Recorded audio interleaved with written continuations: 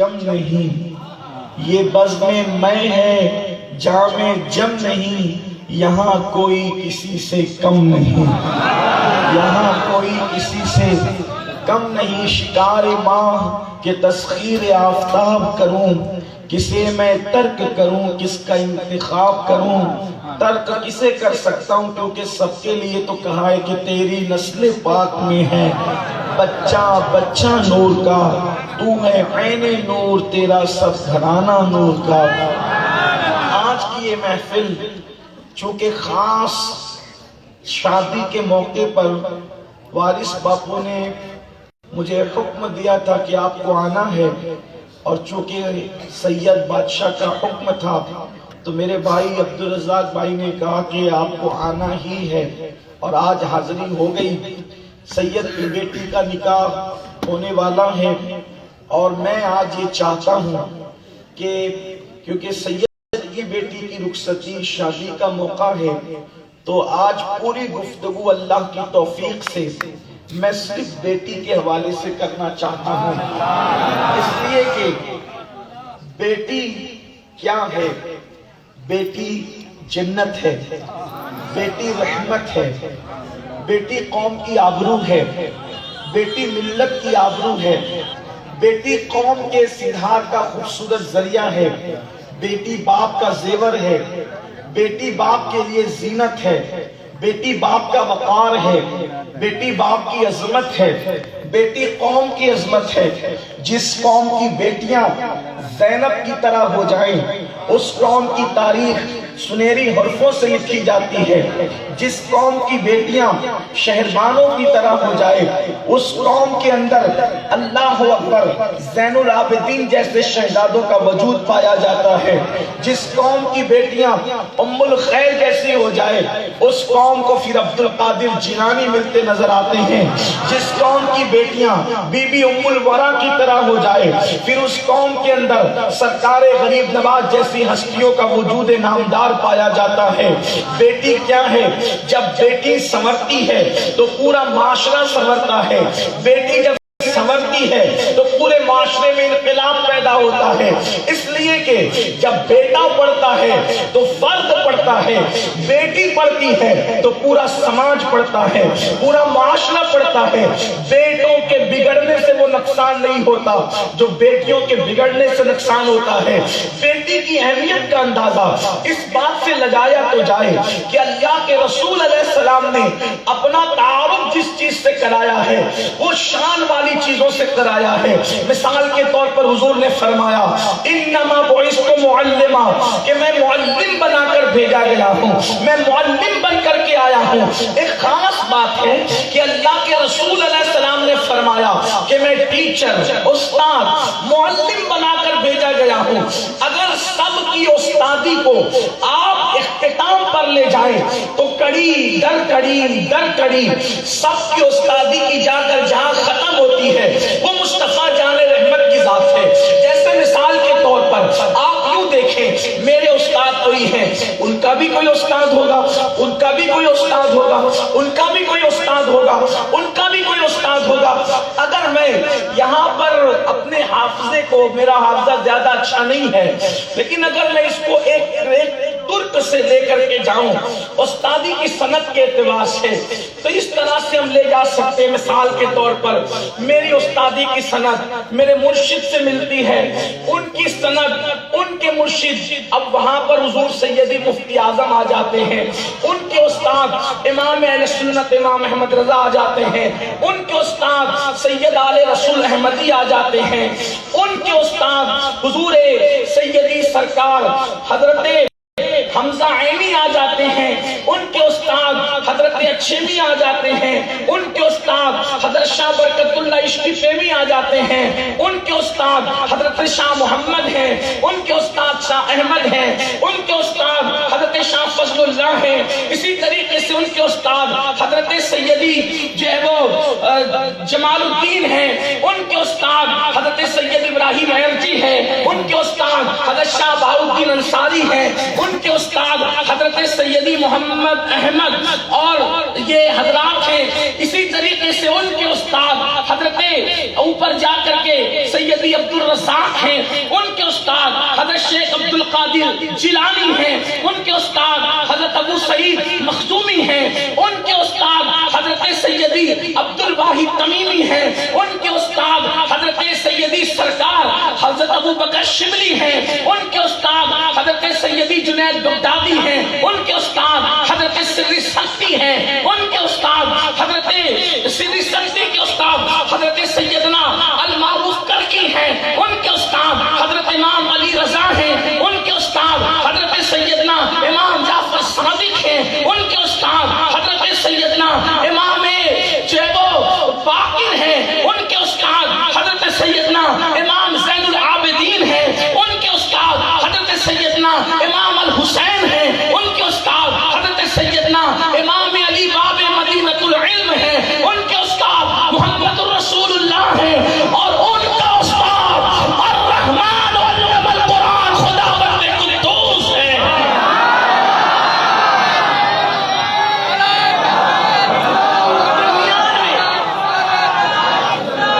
درمیان میں کچھ واسطے چھوٹ سکتے ہیں یا کچھ نام آگے پیچھے ہو سکتے ہیں، لیکن بات حضور تک جاتی ہے، اور حضور کا مخلوق میں کوئی استاد نہیں، ان کا استاد خداوند قدوس ہے.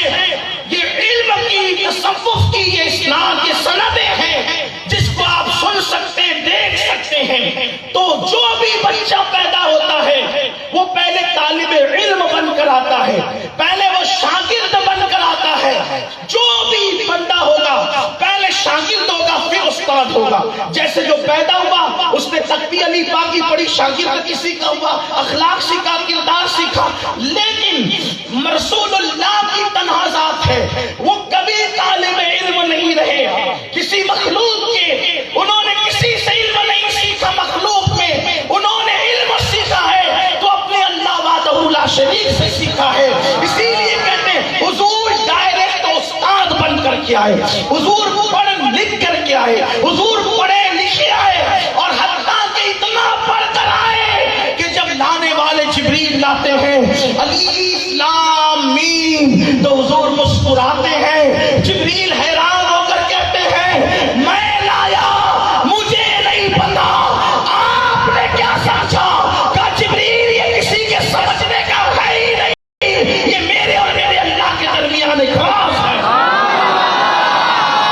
تو حضور نے جو بھی چیز کہی، بات دور نکلی لیکن بات کہنا، جو بھی چیز کہی بڑی کہی کہ حضور اپنی طرف جب شان بیان کرتے تو بڑی چیزوں سے، جیسے کہا نا کہ میں معلم ہوں، پھر فرمایا میں انا قائد المرسلین، میں سارے نبیوں کا سردار ہوں، انا خاتم النبیین، میں آخری نبی ہوں. اسی طریقے سے فرمایا میں وہ ہوں جو شفاعت کروں گا اور میری شفاعت اللہ کی بارگاہ میں مقبول ہوگی. اس طرح سے حضور نے ہر بات شان والی بیان کی. اب حضور کہتے ہیں بیٹی پر بات ہونی ہے نا، آقا فرماتے ہیں میں بیٹیوں کا باپ. یہ بات کہنا چاہتا تھا اصل، جس پر آپ کی شاید توجہ نہ ہو سکی.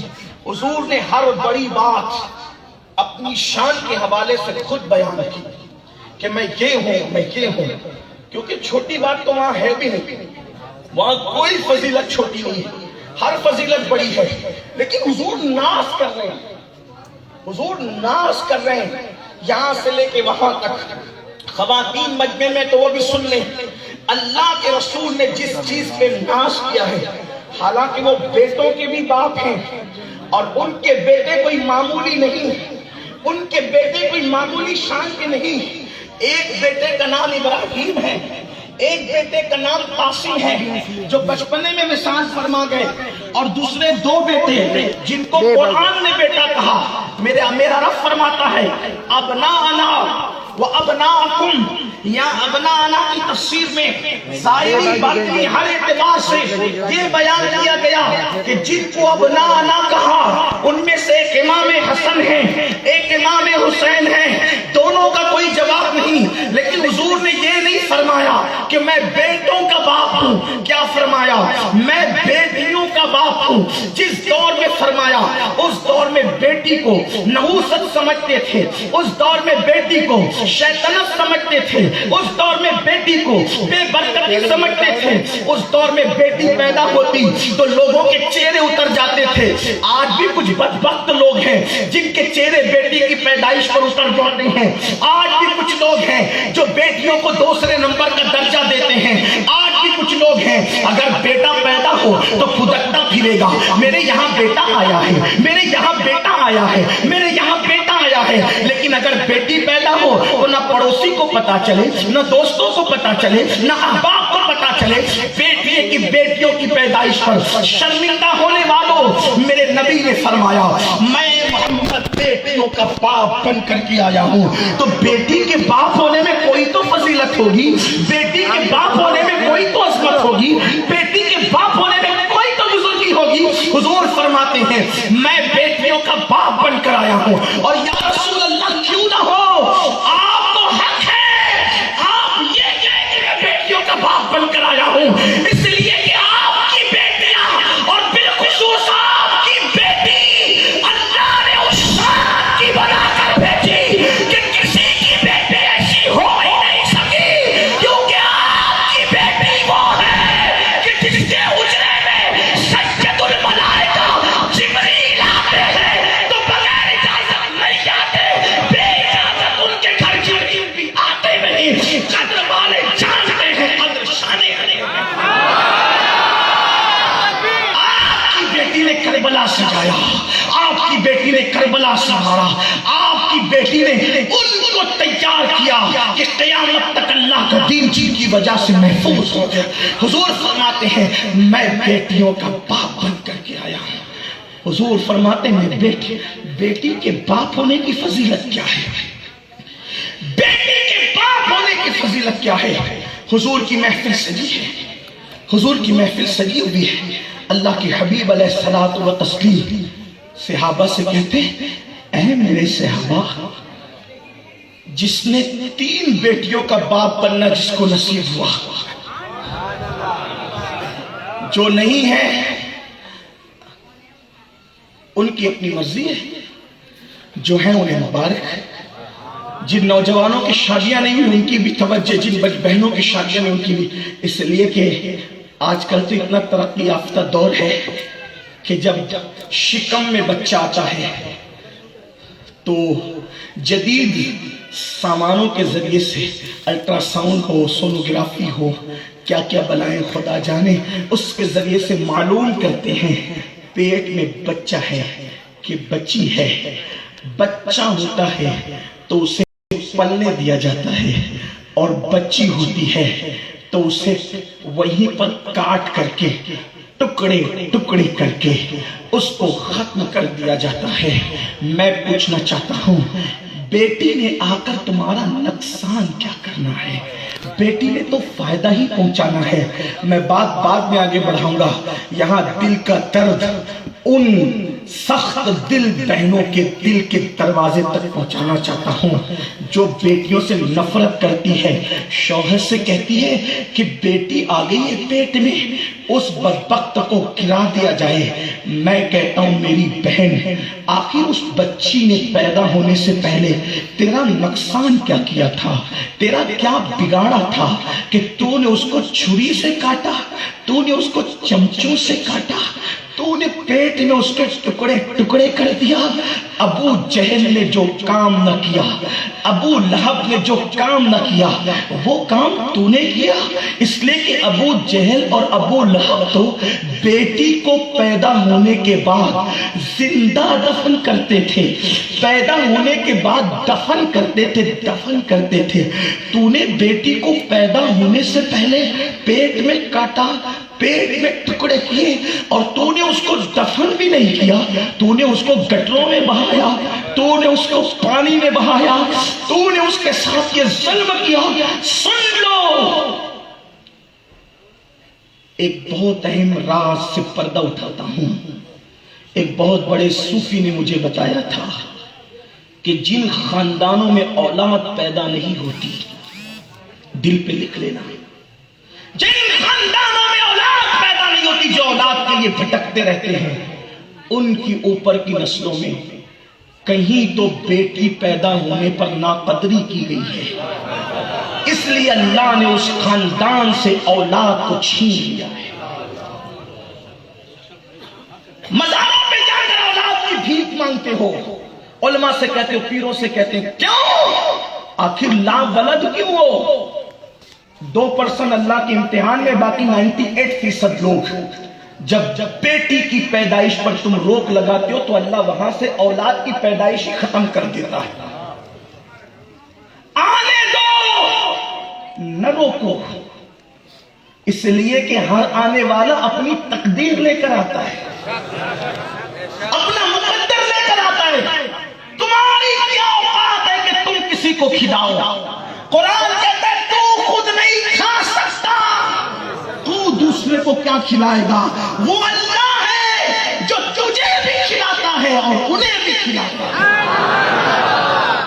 اپنی دقیانوسیت کا خاتمہ کرنا، اپنی دقیانوسیت کا علاج کرنا، جہالت کی وادیوں سے نکلو، اسلام کے نور کی طرف آؤ۔ ارے ظالموں، اب تو وہ بھی کہہ رہے ہیں کہ بیٹی بچاؤ، بیٹی پڑھاؤ، جو بیٹیوں کو چتاؤں پر جلا چکے ہیں، اب تو وہ بھی کہہ رہے ہیں۔ کلمہ پڑھنے والوں کو کیا ہو گیا؟ نبی کا دامن پکڑنے والوں کو کیا ہو گیا کہ وہ بیٹیوں کو پیٹ میں کاٹ کاٹ کے گٹروں میں پھینکوا رہے ہیں، گٹروں میں پھینک رہے ہیں۔ یہ ظلم نہ کرنا، ورنہ آپ کو بتا دوں قیامت کے دن وہ بچے جو ماں کے پیٹ سے گرا گرا کر کے گٹروں میں پھینکوائے گئے تھے، ماں کے پیٹ سے گرا گرا کر کے گٹروں میں بہائے گئے تھے، جب قیامت کا دن ہوگا تم نمازی بھی ہوں گے، تم حاجی بھی ہوں گے، تم غازی بھی ہوں گے، تم سب کچھ ہوں گے۔ جب تم یہ سوچ رہے ہوں گے میں نے تو تہجد بھی پڑھی ہے، میں نے تو نمازیں بھی پڑھی ہے، میں نے تو عبادتیں بھی کی ہے، میں نے تو ریاضتیں بھی کی ہے، 16 سیدوں کے روزے بھی رکھے، 13 14 15 ایام 20 کے روزے بھی رکھے۔ اے میری بہن، پرسوں میں پنسورا لے کر گھومنے والی میری بہن اور ہر سال حج عمرہ پہ جانے والے میرے بھائیوں، جب تم قیامت کے دن اللہ کی بارگاہ میں اٹھو گے اور اس کے بعد اپنی نیکیوں کا خیال کرتے اٹھو گے، تو اس وقت جن بچوں کو تم نے ماں کے پیٹ سے گرایا تھا وہ بچے بغیر سر کے اٹھیں گے اور اللہ سے کہیں گے انصاف انصاف انصاف۔ آج عدل کا دن ہے، آج انصاف کا دن ہے، مولا انصاف چاہیے۔ اللہ فرمائے گا آج عدل کیا جائے گا، بولو کیا انصاف چاہیے؟ اللہ سے وہ بچے جو بغیر سر کے اٹھیں گے، جن کو ماں کے پیٹ سے گرا دیا گیا ہوگا، جن کو ماں کے پیٹ سے ختم کر دیا گیا ہوگا، وہ کہیں گے مولا ہمارے ظالم ماں باپ سے پوچھ ہم نے ان پہ کیا ظلم کیا تھا، ہم نے ان کا کیا بگاڑا تھا، جنہوں نے پیدا ہونے سے پہلے ہمیں ماں کے پیٹ کے اندر قتل کر دیا تھا، ہمیں ماں کے پیٹ سے گرا دیا تھا۔ آج ہم انصاف چاہتے ہیں، تیری عدالت میں سب کا انصاف ہو رہا ہے۔ سینگ والی بکری نے بغیر سینگ والی بکری کو مارا ہے نا، تو تو اس کا بھی آج بدلہ دے رہا ہے۔ تو مولا ہم تو انسان ہیں، ہمیں بھی بدلہ چاہیے۔ ہمارے ماں باپ سے پوچھا جائے کہ ہم نے ان کا کیا بگاڑا تھا، کیا ہم ان کے حصے کا کھانے کے لیے آئے تھے، کیا ہم ان کے حصے کا پہننے کے لیے آئے تھے، کیا ہم ان کے حصے کی زمین پر رہنے کے لیے آئے تھے، ہم نے ان کا بگاڑا کیا تھا؟ آج انصاف چاہیے۔ اللہ فرمائے گا فرشتوں سے ان کے ماں باپ کو حاضر کرو، اور اللہ کی عدالت میں ان ظالم ماں باپ کو حاضر کیا جائے گا جنہوں نے بچوں کو ماں کے پیٹ میں قتل کر کے گٹروں میں پھینکوا دیا تھا۔ اللہ اکبر۔ پھر اللہ فرمائے گا بتاؤ تم نے ان کو قتل کیوں کیا تھا؟ کوئی جواب ہوگا آپ کے پاس؟ میری بہنوں کے پاس کوئی جواب؟ بیٹیوں کی نحوست کو دیکھ کے بیٹیوں کی دشمن بن گئی، فلموں کے اندر بیٹیوں کی نحوست کو دیکھ کے بیٹیوں کی دشمن بن گئی۔ ہم سیریل کے اور فلموں کے پابند نہیں ہیں، ہم محمد رسول اللہ کے قانون کے پابند ہیں، ہم مصطفیٰ جان رحمت کے قانون کے پابند ہیں۔ سیریل اور فلموں کو دیکھ کر ہم زندگی کا طریقہ نہیں سیکھتے، زندگی کا طریقہ سیریلوں سے وہ سیکھتا ہے جس کے پاس رسول اللہ کی زندگی نہیں۔ میرے نبی کی اتنی خوبصورت زندگی میرے پاس موجود ہے، میں نچنیوں سے کیا سیکھوں؟ یہ نچنیے تو ہمارے پیروں کی جوتیاں اٹھانے کے قابل نہیں ہے۔ کیوں؟ اس لیے کہ جس کے ہاتھوں میں محمد کا دامن ہو اس سے بڑھ کر کے فضیلت کس کی ہو سکتی ہے۔ اللہ اکبر، ہم نبی کے ماننے والے، ہم نبی کے چاہنے والے، ہم نبی کے غلام ہیں، لیکن تم نے اپنی عظمت رفتہ کو فراموش کیا، تم نے اپنی عظمتوں کو پامال کیا، تمہاری اپنی حیثیت کیا یہ تو سوچ